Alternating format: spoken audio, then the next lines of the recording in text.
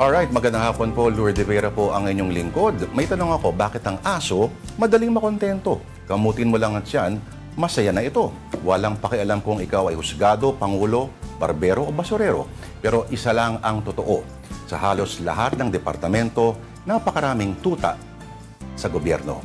At kahit sino pa, Pinoy o Chinoy o Chino, malambot o macho, taga SC o Kongreso, kontratista o sabongero, terribly poor or disgustingly rich, every dog is a son of a bitch.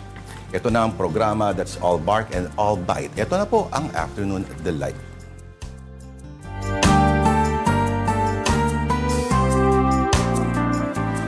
At ngayong huling Biyernes nga ng Enero, kasama ko ulit ang tito ng News and Views, si Angelo Castro III, a.k.a. Diego Tito Castro, Lord, thank sumuko you. ka na. Kanina nag-uusap tayo. Sabi mo sa akin, mas mahilig ka sa mga doggies kaysa mga cats. Oo eh. Na at one point, 8 aso ko, men. 8? Di ba clingy ang mga dog? And the problem there is, Well, yung mga pussycats are parang independent, so walang stress alagaan. pero nakaka-stress yan pag tinititigan ka lang eh. No, kala mo lalamunin ka eh, no? Oo, alam mo ba, men, pag namatay ka mag-isa sa bahay, kakainin nila yung mukha mo. Kasi yung tabi po sa mga Seryoso to? Yeah. Subukan mo kaya. Hindi, naka-hamster ka din, di ba? Yeah, bagong member ng pamilya. Ayos yan. Basta wala lang letter X sa simula sa website. Okay, so maraming salamat ulit Tito Diego sa pagsama sa akin sa loob ng isang linggo. Sana hindi ito ang kahuli-hulihan. Pero kung papayagan na. Start beginning of many Of many interactions, days of not necessarily unemployment. Oh, Alright, so ito, bago tayo mag-week, salamat Jesus at Biyernes ulit. Yan ang Pinoy equivalent ng TGIF. Pero malungkot ka kasi Sabado bukas, sabi mo. Alam mo naman tayong bisyo lang natin ay magtrabaho. Sana araw-araw na magtrabaho kahit walang sweldo, no? Now on to the news. Some lawmakers are disappointed over the Supreme Court's decision upholding its ruling on the impeachment articles against Vice President Sara Duterte. And here is the report. The Supreme Court en banc denied with finality the motion for reconsideration filed by the House of Representatives. The Supreme Court has upheld its decision declaring unconstitutional the articles of impeachment against Vice President Sara Duterte. The magistrates were unanimous in denying the motion for reconsideration filed by the House of Representatives seeking to reverse the ruling. In July 2025, the Supreme Court declared the impeachment against Vice President Sara unconstitutional, saying it violated the one-year bar rule. Earlier, 3 impeachment complaints were filed against the Vice President between December 20 and 24 over alleged anomalies in her confidential funds. A 4th impeachment complaint was later approved by more than 1/3 of the members of the House and transmitted to the Senate on February 5, 2025. According to the Supreme Court, the first 3 impeachment complaints were not included in the order of business within the required 10 session days.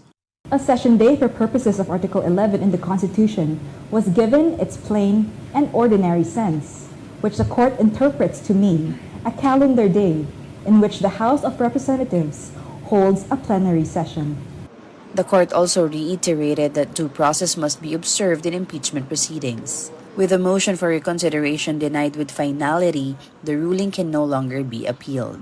The defense team of Vice President Sara thanked the court for its decision. They said that with the issue now settled, the matter should be considered close, and the country should move on to address other pressing concerns. Meanwhile, the Makabayan Bloc, which earlier endorsed the impeachment complaint against Vice President Sara, maintains that the issues or grounds raised in the impeachment complaint remain valid and should undergo proper constitutional process.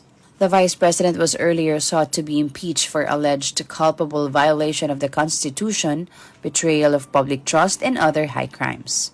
Related to this, the Makabayan Bloc is now preparing to refile an impeachment complaint against Vice President Sara. A complaint may be filed starting February 6 after the lapse of the one-year bar rule.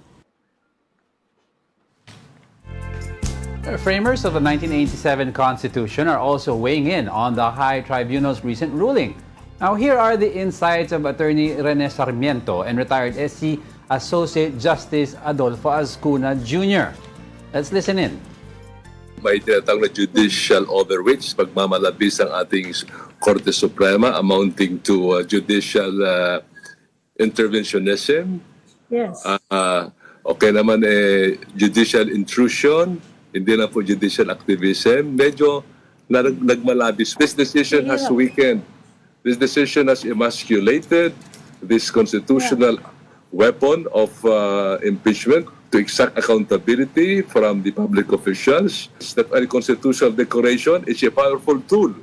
Now, this tool has been dulled by this, by this decision of the Supreme Court. Sa palagay ko, tama rin si Attorney Delegate Rene Sarmiento kasi binago ng Supreme Court. Sinabi na nga ng saligang batas session days. Bakit sinabi ng Supreme Court, ibig sabihin yan, calendar days. Panibago na yan. So, but then, the Constitution is what the Supreme Court says it is. So, kaya sundin natin yung definition ng Supreme Court dahil yun ang interpretation nila ng ating saligang batas. Right, meantime, the Vice President is grateful to both the Supreme Court and her defense team over this development. But she realizes that this could just be a temporary victory and is expecting another impeachment complaint against her in the next few days. Hanggang ngayon, tutuloy-tuloy pa naman yung mga abogado and legal team, and nung nakaraang taon, bago mag-Christmas break, ay napag-usapan din namin yung paghahanda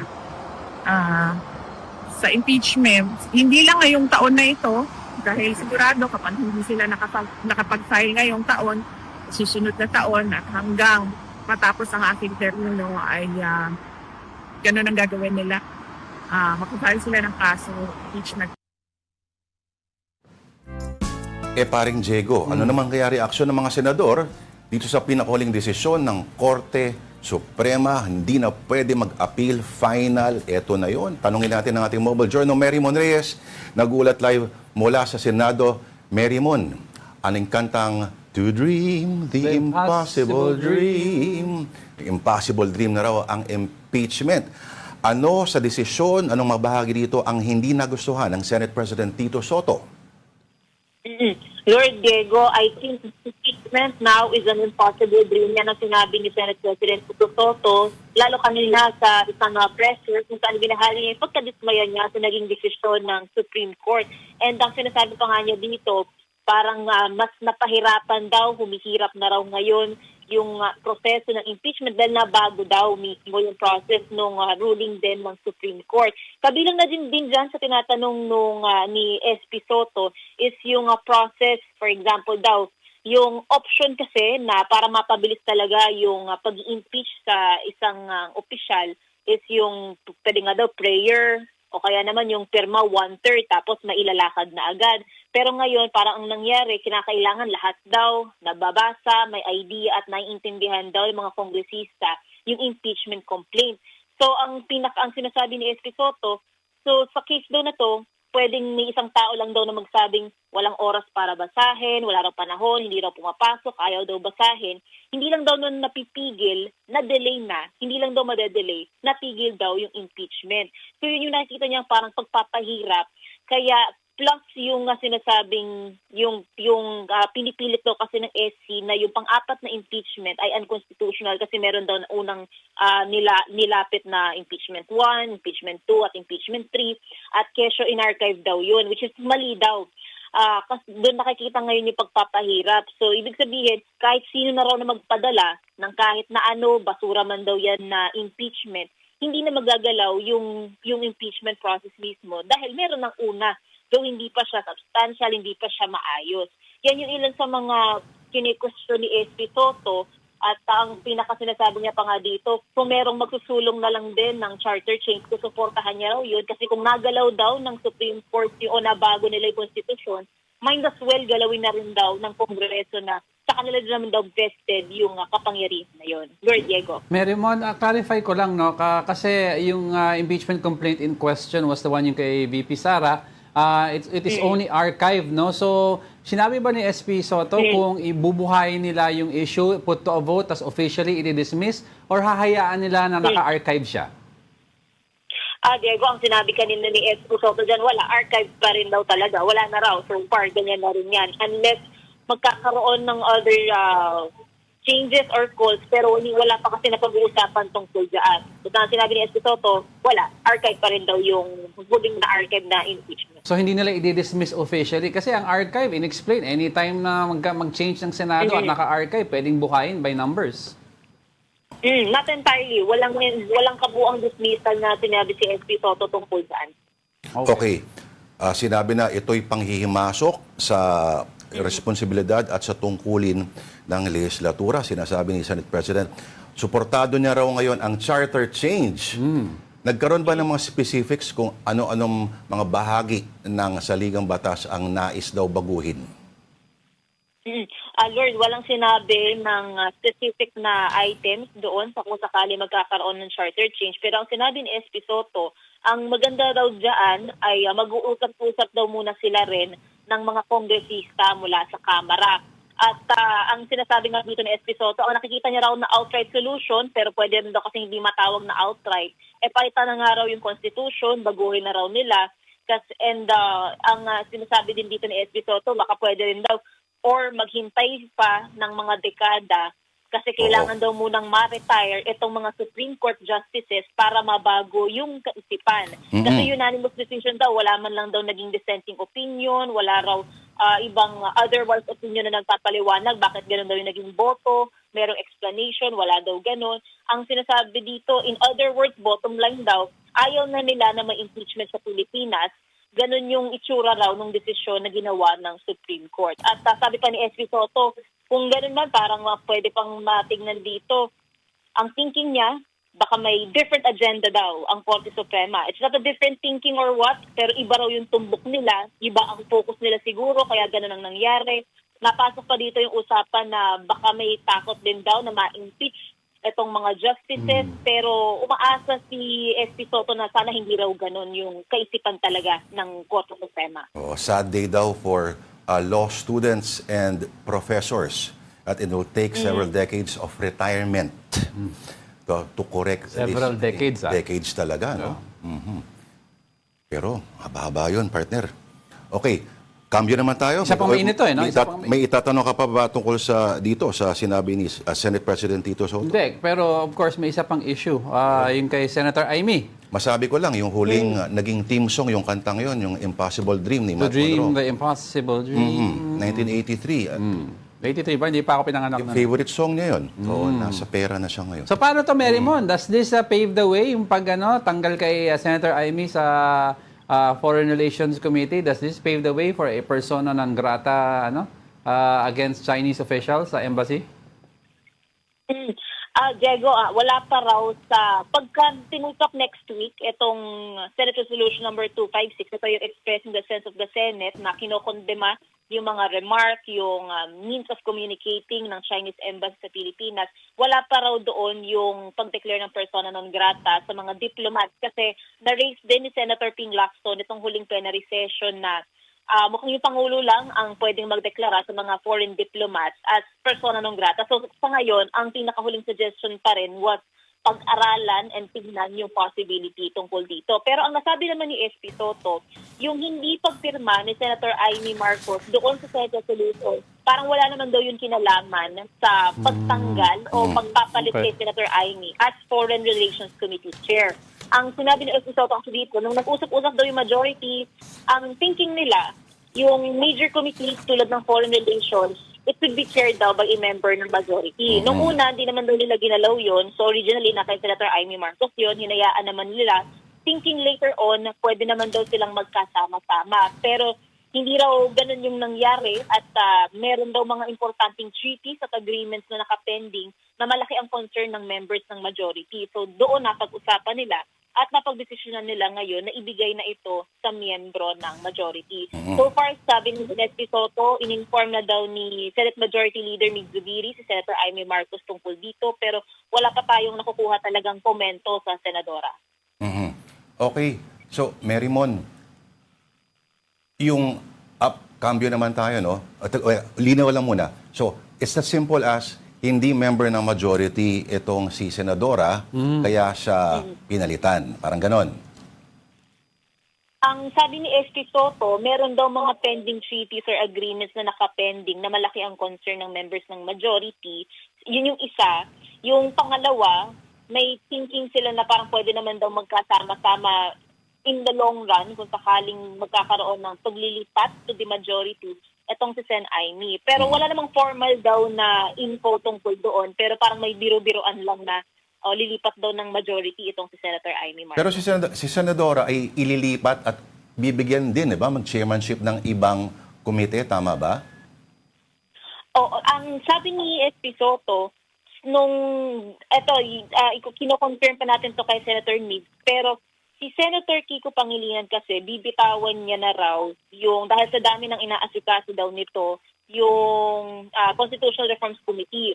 So si Senator Migs inoffer daw ito kay Senator Aimee, pero ang huling pagkakaalam ni SP Soto, parang wala raw interest si Senator Aimee doon sa committee na yun. So far hanggang dun pa lang yung alam natin, pero by Monday sa plenary session, maaari magkakaroon na doon ng pag-formalize muli ng mga changes sa committee chairmanship. Okay. Ano na ang update pala doon, Marymon, sa ethics complaint? Ay, oo. Nadagdagan ba ng mga pangalan? Oo. Ang sabi ni Senator J.B. Ejercito naman, chairman ng Senate Ethics Committee, nga ang may organizational meeting silang gagawin itong susunod na linggo at doon daw nila pag-uusapan kung alin na yung mga uunahin nila sa ethics complaints. Pero tungkol doon sa complaint laban mismo kay Senator JB, sinisiguro niya na mag-inhibit daw siya kapag uusad na yung diskusyon tungkol doon. Yun daw yung rason kaya merong vice chairperson, kaya merong 3 miyembro from the minority, may 3 miyembro from the majority, pantay pa rin, so umikot yung diskusyon sa mga yun. Ito kasing ethics complaint laban kay Senator JB, nag-ugat naman ito doon sa umano'y pagkakatenga ng ethics complaint laban naman kay Senator Chis Escudero dahil sa pagtanggap daw nito ng 30 million pesos na campaign donations mula sa kontratistang si Lawrence Lubiano. Pero ang assurance dito ni Senator JB, mag-inhibit daw siya kapag yun naman ang tatalakayin. Meron mo yung kay Senator Bato, yung issue ng hindi niya pagpasok at may sweldo. Will this be referred to the Ethics Committee? Oo, ang sabi ni Senator Tim Lacson tungkol dyan, kapag it's possible daw na magkaroon din ng recommendations mula sa Senate Ethics Committee. Plus yung inaabangan nila kasi parang nag-express ng intent itong si former Senator Trillanes na by March magpa-file naman siya ng ethics complaint. So yan, plus yung pinag-aaralan nila yung possibility na mag-suspend muna yung sahod ni Senator Bato dahil sa extensive na absence niya. Ilan yan sa mga naka-line up na yun natatalakayin ng Senado or ng Ethics Committee mismo. Para na kung magkakaroon ng resolution, yun yung magagamit. Kasi so far, wala pa talagang violations Wala pang nalalabag na legalities. Itong absence ni Senator Bato, while operating naman yung staff niya at yung opisina niya. Pero, okay, 5 dapat sila, 5 supposedly yung inaharap sa ethics complaint. So, sino pa yung, we have named, dalawa pa? Lord, ayaw ni Senator JB magbanggit ng mga pangalan ng mga senator na nahaharap daw dito kasi baka raw yung iba sa mga ethics complaints wala naman daw grounds para tumayo. So ayaw niya naman daw masabi, parang mababahiran yung pangalan ng senador kung hindi naman daw baka hindi tumayo yung ethics complaint laban sa kanila. Pero sa mga lumipas kasi na buwan, naalala natin, bukod kanila Senator Chis, kay Senator JV, parang meron ding ethics complaint na i-final din laban naman kay Senator Lisa. Pero so far, hanggang dun pala alam natin, ayaw pang magbanggit ka ni Senator JV. Meron kayang ethics complaint sa sobrang overconfidence, halimbawa? Ethics complaint O yung dahil hindi na raw tatakbo overconfident kasi ka? hindi deserve ng taong bayan yung... Sana may ganun. Mamaya pag-usapan Natin yan. I think sa ating social media topics meron yan. Okay, Marymon, ano tawag dito? So, sa ethics committee, kumpleto na sila, nabuo na ang kanilang membership. So, anytime ay kailan daw sila magbabalangkas ng kanilang mga rules? Ang sabi, Lord, ngayong linggong paparating, may organizational meeting sila. So, aaralin nila ngayon din yung mga i-adapt nila sa lumipas sa Kongreso at kung ano yung mga uunahin nilang ethics complaints. Pero so far, pagdating sa hearing mismo ng Senate Ethics Committee, wala pa kasi tayo nakikitang schedule eh. For next week, ang nakita nating schedule na medyo mabigat ay by Wednesday, kung saan isasalang naman itong Anti-Political Dynasty Act na ang electoral reforms hawak na ni Senator Risa Hontiveros. I'm sure uusad yan. Yeah. Wala naman kasi mga dynasty sa Senado. O yung mga umuugong-ugong na coup, Mary Mon. Walang nabanggit si SP Soto tungkol dyan. Ang pinakamalapit lang sa coup is yung natanong lang ng media kanina si SP Soto tungkol nga doon sa so umaasa ba sila na si Senator Amy Marcos sasali sa majority. So sabi ni SP Soto, oo, may ganon, pero wala namang naging formal talaga na pagbanggit tungkol dito. Merong pabiro-biro every now and then. Same din daw kanina Senator Bongo at Senator Robin Padilla na may mga biruan daw na ganon, and kasi daw they are in line din sa thinking ng majority. So may kaisipan ang mayorya o ilang mga miyembro nito according kay SP Soto na mas marami pa yung sasali sa Senate majority. Aba, the more the merrier. More the merrier. Sa gitna ng lahat ng to, Mary Mon, Diego, ito ay malaking misteryo sa akin. Kamusta na kaya si Senator Lito Lapid? Pero that's for another topic, another day. Maraming salamat sa ating mobile journal. Mary Mon Reyes. Thank you, Mary Mon. Happy weekend. All right. Time out muna. Naku, may mga senador na nakanood pa ha, sa women, yung tennis Kay competition. Alex Ayala. Nasingit pa na sa schedule nila. Yan ang support. Marami pa kaming kwento sa inyo, kaya walang aalis. Ito po ang mga mapapanood din yung global headlines from the Associated Press. Magbabalik po ang Afternoon Delight. This is AP News Minute. A pair of videos show that Alex Preddy was forcefully taken to the ground by federal immigration agents. This happened 11 days before Border Patrol officers shot and killed Preddy. The scuffle happened after he kicked out the taillight of their vehicle during a protest. The FBI served a search warrant at the election headquarters of Fulton County, Georgia, which includes most of Atlanta. It was looking for 2020 election ballots. President Trump is pushing the federal government to back up bogus claims that widespread fraud marred that election. British Prime Minister Keir Starmer is calling for a deeper UK-China relationship. He met with Chinese President Xi Jinping on Thursday. Officials say it could take days to restore power to almost 300,000 homes and businesses. Most are in Mississippi and Tennessee. Dangerously cold weather is expected across the South by Friday.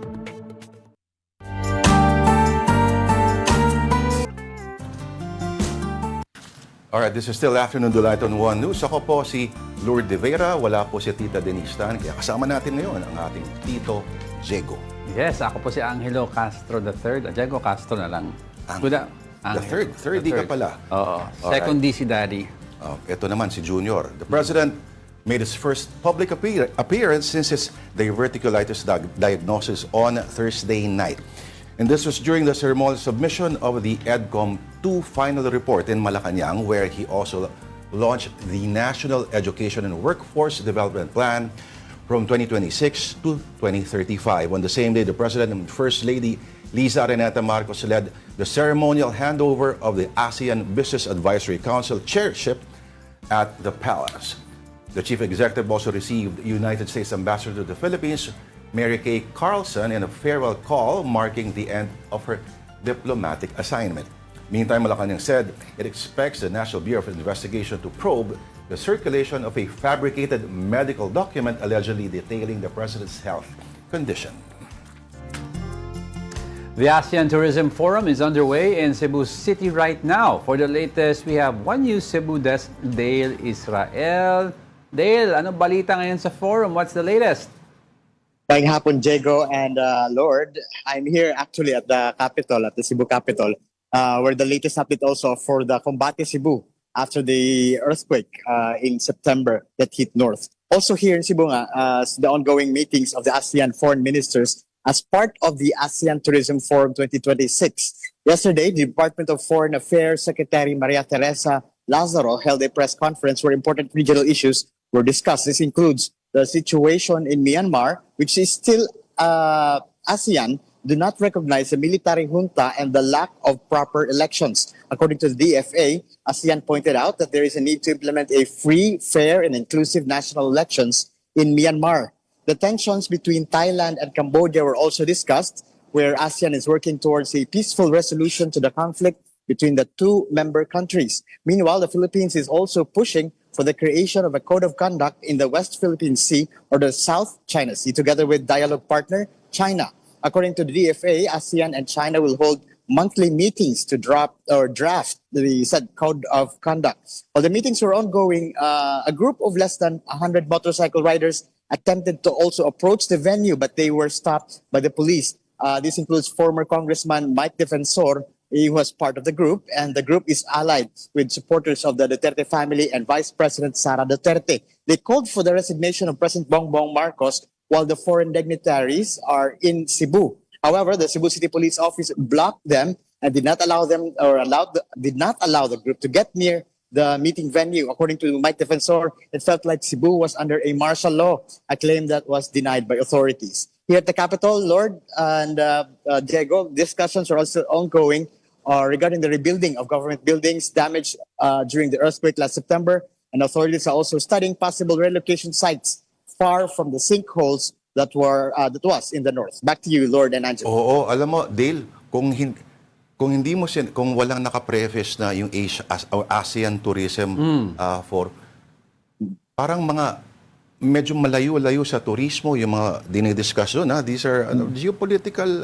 issues. Yeah, kasi code of conduct sa Philippine Sea, Yung giyera among other issues. yung Myanmar. Yung conflict sa Thai border, yung junta ng Myanmar. Or the acceptance of the junta or ano. That these are issues not Pero I'm sure really related. of course, makaka-apekto sa turismo yung mga bagay na yan.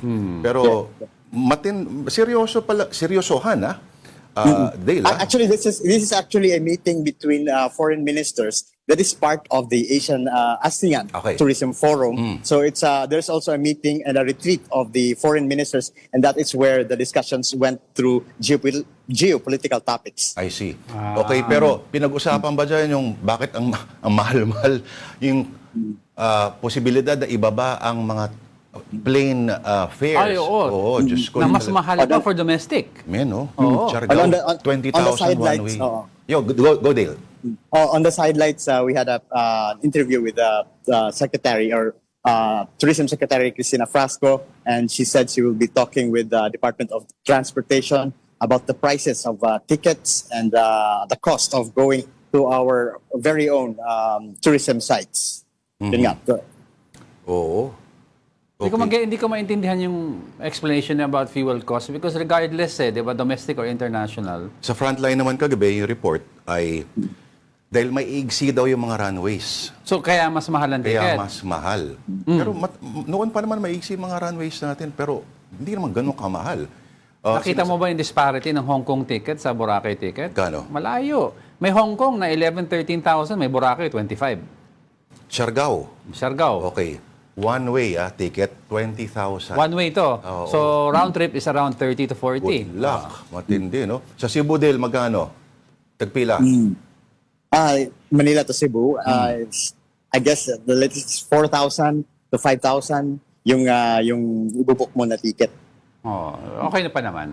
Okay. Hindi, kasi maganda naman airport ng Cebu eh. Ako, dadayuin ko yung lechon para Balikan lang, no? Balikan lang, oo. balikan, ano? Oo. Ganda pa ng airport nila. Maganda airport ng Diba? Cebu.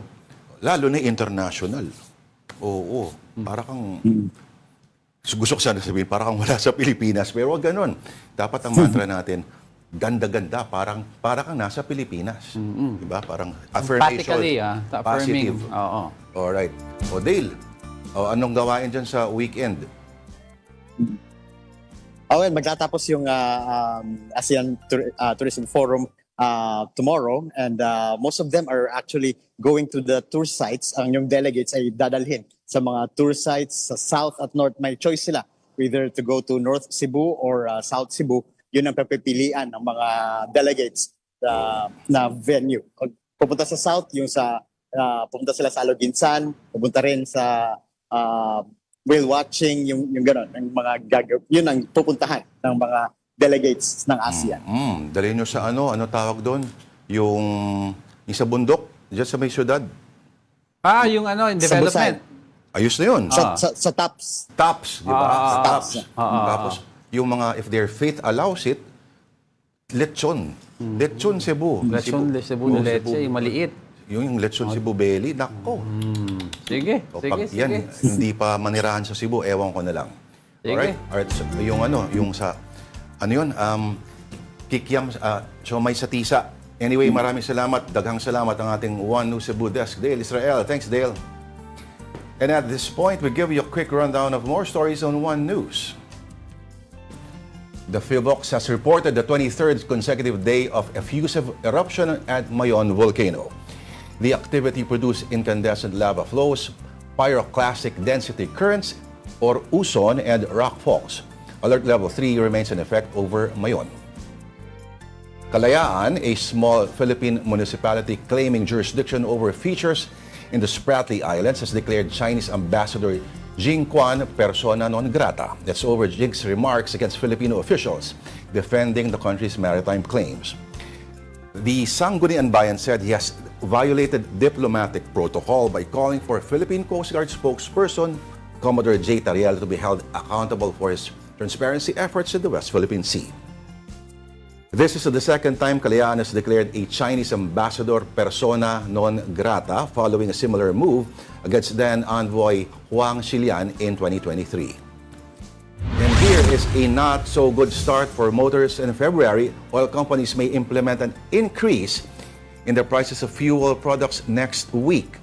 Diesel could be more expensive, 85 centavos per liter, and gasoline by 10 centavos and kerosene by 45 cents.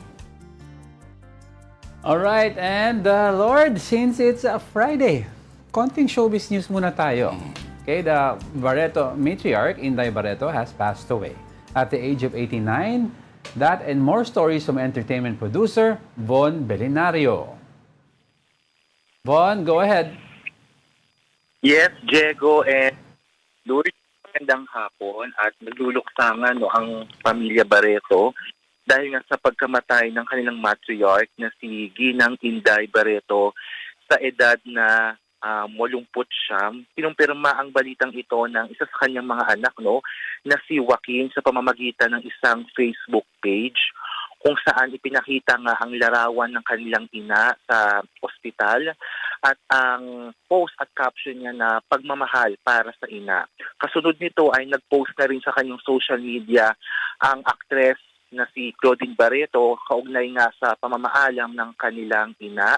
Nagpapasalamat si Claudine sa mga nakikiramay at patuloy na nagdadasal para sa kanilang ina. Bago ang mga pagkakataong ito dati nang ibinalita at ibinahagi ni Claudine sa mga nauna niyang post at panayam na na-ospital, matagal nang na-ospital itong kanilang ina na si Ginang Inday Barreto. Na-hospital siya sa isang hospital nga sa BGC at na-transfer sa intensive care unit hanggang sa pumanaw na nga ito. Wala pang detalye sa eksaktong kung paano o bakit na namatay si Ginang Barreto at wala pa ring detalye tungkol sa burol ng Barreto matriarch. Lord, Diego? Yes, any details sa wake o burial? Yes. Diego, Lloyd, wala pang impormasyon mula sa Barreto family o pati kay Claudine kung saan ang wake of burial ni Ginang Inday Barreto. Pero normally kasi sa showbiz events o kahit hindi man showbiz events, kapag may mga wake of burial, yung mga first few nights nito ay pribado muna sa pamilya. So wala pa tayong nakukuhang detalye kung bubuksin ba sa publiko ang burol ni Ginang Barreto. Lord and Diego? Naalala ko noon yung sa wake ng father nila, no? Yeah. Oo. Dumating din ang presidente noon, naalala ko. Yes. Oo. So abangan na lang yung sa at itong si Yes. si Inday Barreto ay si Mami Barreto ay very express ng kanyang opinions no papa-interview Yes. sa media Correct. tuwing may mga issues tungkol sa anak niya. Tama ba, Von? Tama ka dyan, Lloyd, no? Ang pinaka-recent niyang na talagang viral at trending, Lloyd at Diego, noong nakarang taon lang, taon October 2025, sa panayam ni OG Diaz kay Day Barreto, no? Doon niya ibinahagi yung naging reaksyon na kanyang anak na si Claudine Barreto sa kanyang estranged husband na si Raymond Santiago, pati na rin between Dodine, Gretchen, and Marjorie. Yun yung so far pinakahuling public appearance ng Barreto material kung saan talagang ibinahagi niya ang kanyang saloobin tungkol nga sa family dynamic nila, sa mga issues sa pagitan ng kanyang mga anak. At syempre, Lord, and yet, kilala itong si Mami Insect sa Tubis, talagang matapang at naglalabas ng kanyang patungkol sa kanyang pamilya, patungkol na sa kanyang mga anak, tungkol kung mayroong mga issue na umiipot sa kanilang pamilya. Lord, Diego. Okay, abangan natin yan. Pero eto, Ay, oo, mainit to. itong next topic na to, painit ng painit at dumadami yung mga tanong. Oo. Oo, update do sa issue. Nina, Partner. Michelle D, tsaka nila, Rian Ramos at Samantha Panlilio, may bago pa tayo dyan. May alam ka ba about Bumelta daw that USB? Bumelta daw. Oh, bumilta. Ano ba ang update? Grabe, alam mo, talk of the town. Lord at Diego. Diego, no, parang ilang taon nang pinag-uusapan ang issue sa pagitan na nina Rian Ramos, Samantha Panlilio at yung kakilalang PA at driver ni Rian at Totoy. Dawit nga sa issue daw sa pagbugbog ang dalawang beauty quest matapos reklamo ng driver. Yan. Kahapon umuling bumalik at itong si alias Totoy sa tanggapan ng FBI para manumpa ang reklamo na torture at illegal detention laban kina Rian Ramos, LD at Samantha Panlilio.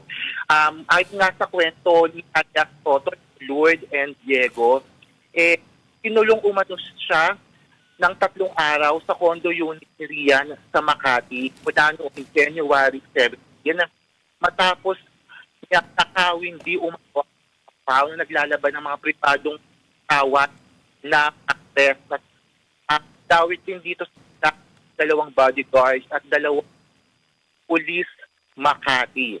Ayun man sa pahayag ay Bon, medyo choppy ka, no? Baka makapihit ka ng konti, sayang yung sinasabi mo eh. Sorry. Ayan. So sa mga... Tuloy mo, Bon. Go. Tuloy lang, Bon. Hello, malinaw na ba? Yes. So far. Perfect. Go, Von. Okay. Naputol tayo, I think, sa update mula sa NBI, no? Yes. Kahapon, muling bumalik nga sa tanggapan ng NBI ang nagpakilalang si alias Totoy para manumpa o panumpaan yung mga naunang reklamo na torture at illegal detention laban kina Rian, Michelle at Samantha Panlilio. Ayon sa kwento ni alias Totoy, no, kinulong umano siya ng 3 araw sa condo unit ni Rian sa Makati noong January 17 matapos umanong nakawin daw ang isang angpaw na naglalaban ng mga pribadong larawan. Dawit din dito sa reklamo ang 2 bodyguards at 2 pulis Makati. Sa ngayon, sa pahayag din ng NBI sa media, naghahanap ng mga ebidensya katulad ng CCTV at ibang salaysay para malaman talaga kung ano nangyari, no? At meron ba talaga nangyaring illegal detention and torture. Sa bahagi naman o sa panig naman nila Michelle D. at Rian Ramos, sinabi ng kanilang kampo at pinabubulaanan ng kanilang kampo ang mga naging pahayag at reklamo na nagpakilalang si alias Totoy. Sabi ng abogado nila Rian at Michelle D., mukhang questionable raw talaga yung naging pahayag dahil unang-una, nasa Iloilo daw noong January 17 si Michelle D. para dumalungan sa Miss Iloilo pageant.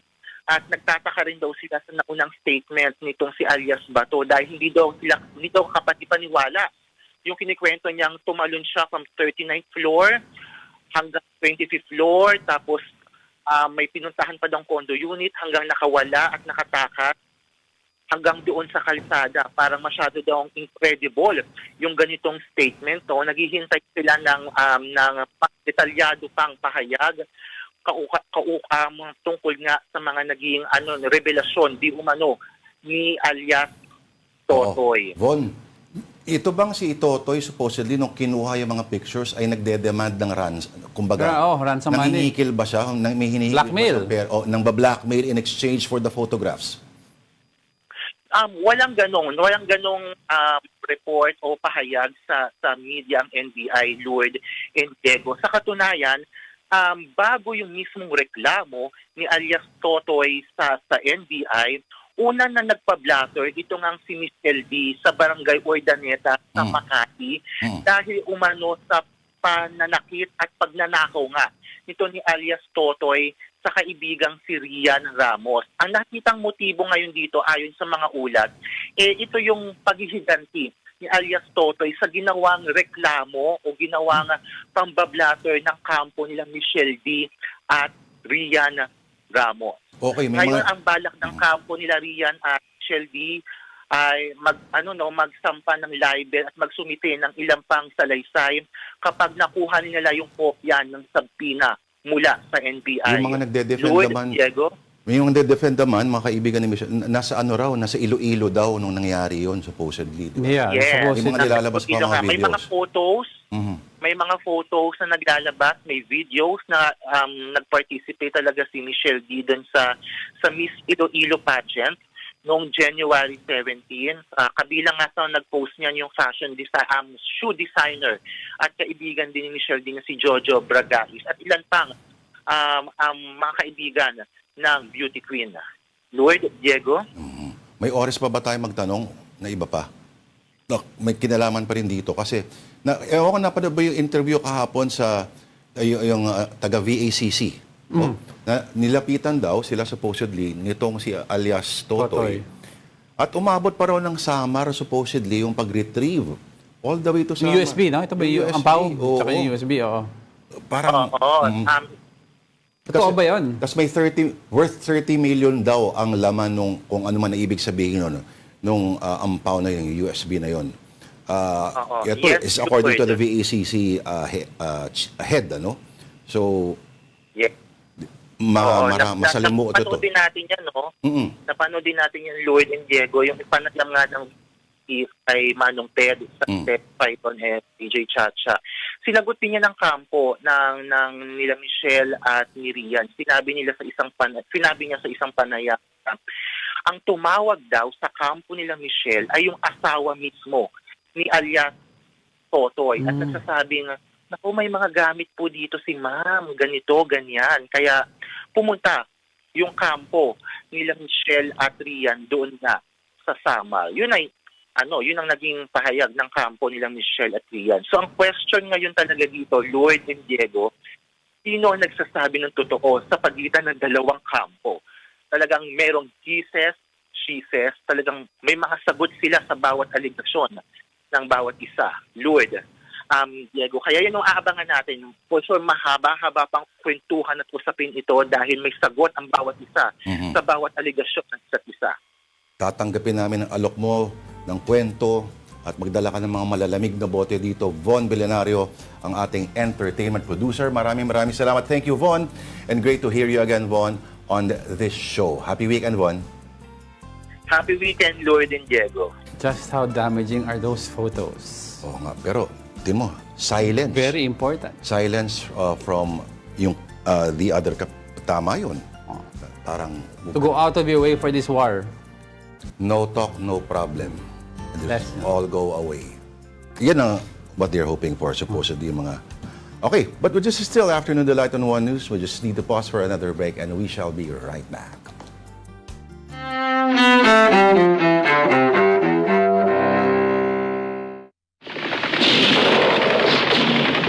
January 30th, 1968. A turning point for America's role in the Vietnam War as the Tet Offensive begins. Communist forces launched surprise attacks throughout South Vietnam, shattering U.S. government claims about the war's progress. 1933. Wenn Polen versuchen sollte, auf dem Weg zollpolitischer Maßnahmen Danzig. Nazi leader Adolf Hitler becomes Germany's chancellor and before long, its dictator. Hitler's dozen years in power bring World War II and the Holocaust. 1882. The only thing we have to fear is fear itself. President Franklin D. Roosevelt is born in Hyde Park, New York. FDR led America through the Great Depression and World War II, serving a record 12 years in the White House. 1948. In India, a Hindu extremist assassinates Mahatma Gandhi, the spiritual and political leader. 1972. In Northern Ireland, what becomes known as Bloody Sunday. British soldiers shoot to death 13 Catholic civil rights marchers, an event that inflamed sectarian violence in the troubled province. And 1933.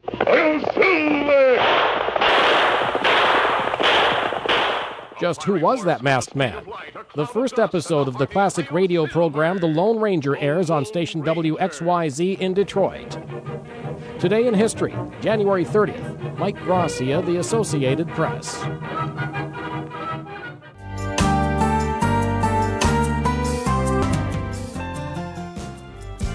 And you're still watching Afternoon Delight. Tito Lourdes de Vera po. Kasama po ang aking Tito Diego Castro. And Tito, anong delight of the day natin? Uy, adobo sa gata. Nabanggit ko lang kahapon to Di ba? Diba? Again, this caps our week-long gata specialties. A week long ba kayo ng gata? Yes, sir. Interesting. Oh. Paamoy nga nito.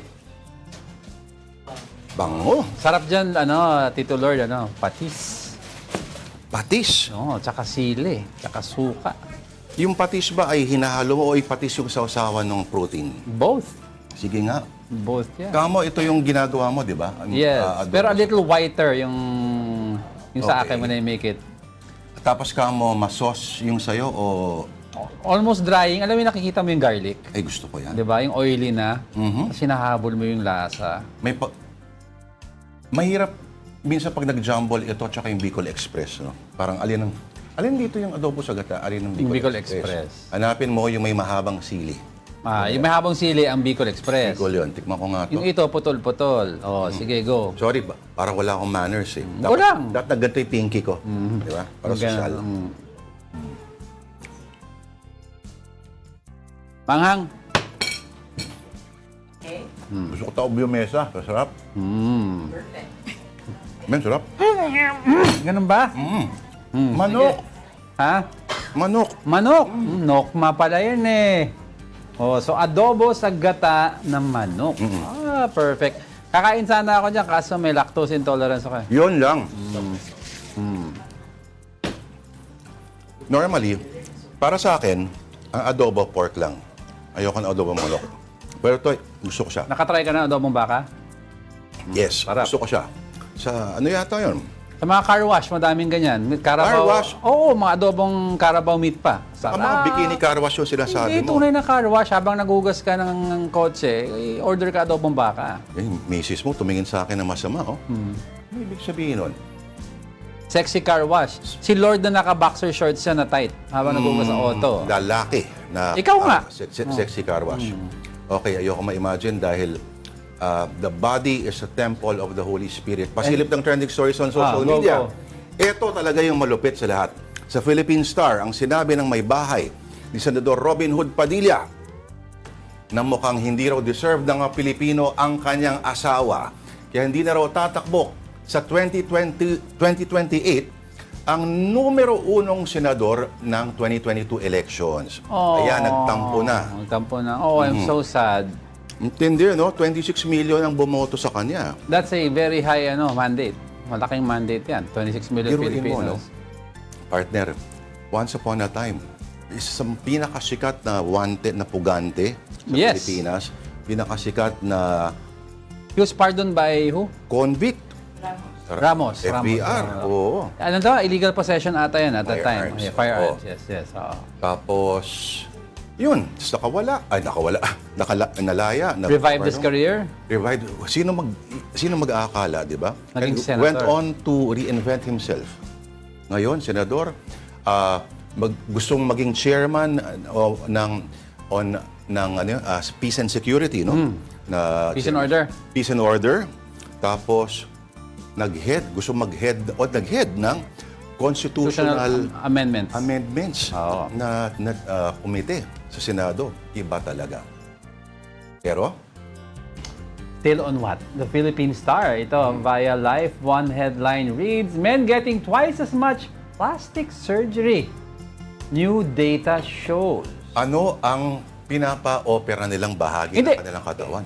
Interesting question because I've seen research that yung genitalia nila may plastic surgery. No, I mean, usapan medical, ha? Extension? Extension and aesthetic. Recutting ng design.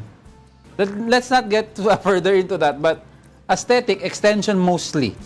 Part of the sub-data. Pero yung design, yung design? When you're circumcised, there's a certain cut. Okay.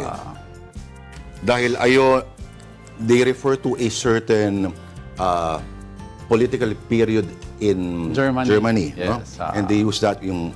With the Iron Curtains. Oo. Mas maganda siguro yung nauna, yung World War I. Helmet.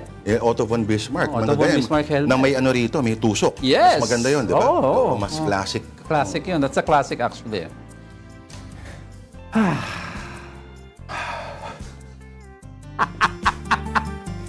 Si Ricky Gervais daw, nagpa-opera daw siya. Penis reduction naman daw. What was this dude? Pinagyabang no? Pero, mas na-intriga ko, partner, sa may mga lalaki ngayon na nagpapa-replacement o replenishment sila ng kanilang testosterone. Because of fluctuations. Yes. So, Tapos not for anything. At hindi ito, walang kinalaman sa sex drive, no? Mas may kinalaman siya doon sa buong aggression, na ambition, at yung drive ng isang tao. Alam ba?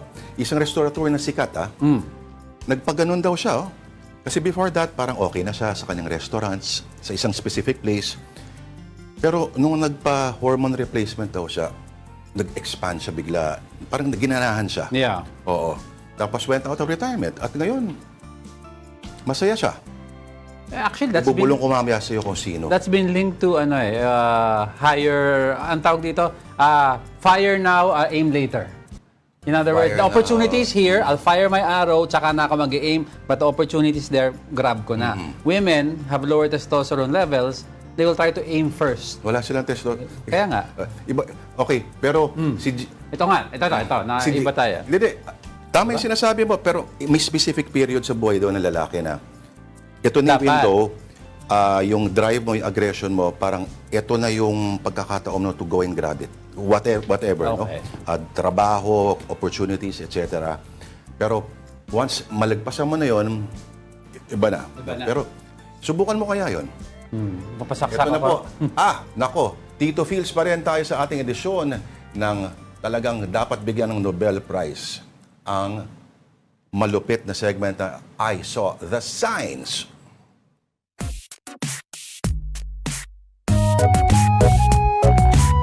Ang ating edition, Tito Jokes pa more, English Department naman. Parang Tito Vic and Joey lang. Sige nga, unang sign.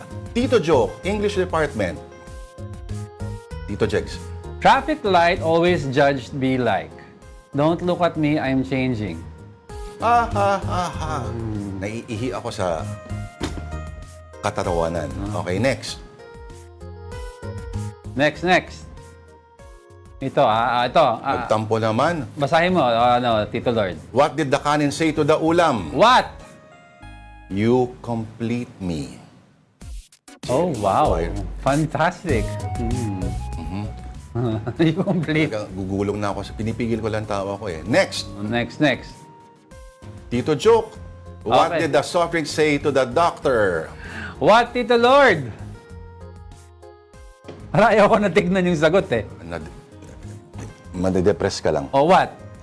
I'm so depressed. Check nga.